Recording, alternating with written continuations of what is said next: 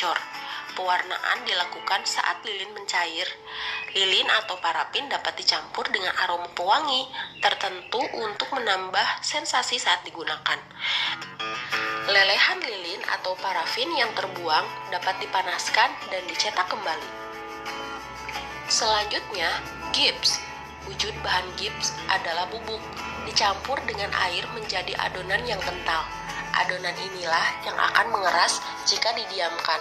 Oleh karena itu, mengolah gips harus dengan cara dicor atau dicetak.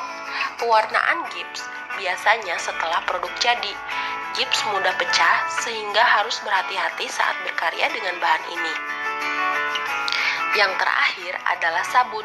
Sabun berwujud padat sehingga dapat langsung diukir saat padat.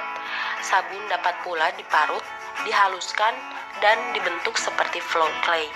Sabun yang didiamkan akan mengeras. Pewarnaan sabun dilakukan dengan mempertahankan warna sabun atau dapat pula ditambah biang warna saat sabun dibuat adonan. Sebelum membuat kerajinan, perlu dipahami dahulu seperti apa membuat karya yang berkualitas. Maka proses penciptaannya harus mengacu pada persyaratan. Adapun syarat-syarat perancangan benda kerajinan sebagai berikut. Yang pertama adalah kegunaan atau utility. Benda kerajinan harus mengutamakan nilai praktis, yaitu dapat digunakan sesuai dengan fungsi dan kebutuhan. Contohnya, mangkuk untuk wadah sayur. Kemudian, kenyamanan atau comfortable. Benda kerajinan harus menyenangkan dan memberi kenyamanan bagi pemakainya.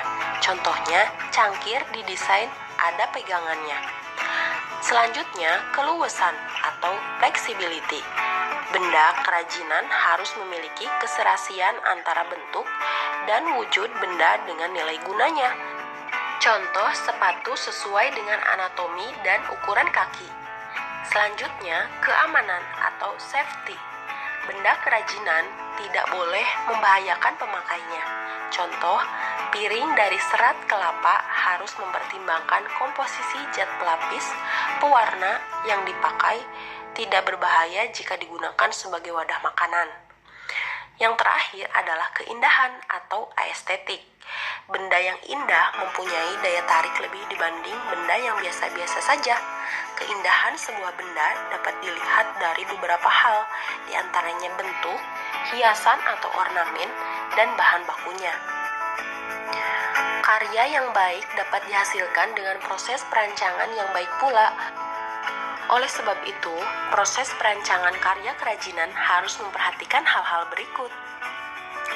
Dimulai dari proses perancangan, kemudian tentukan bahan, selanjutnya cari ide dari berbagai sumber, selanjutnya membuat sketsa karya, kemudian tentukan sketsa terbaik, selanjutnya kumpulkan alat dan bahannya. Setelah alat dan bahan terkumpul, menuju ke pembuatan produk, kemudian evaluasi atau uji coba produk. Yang terakhir adalah revisi produk.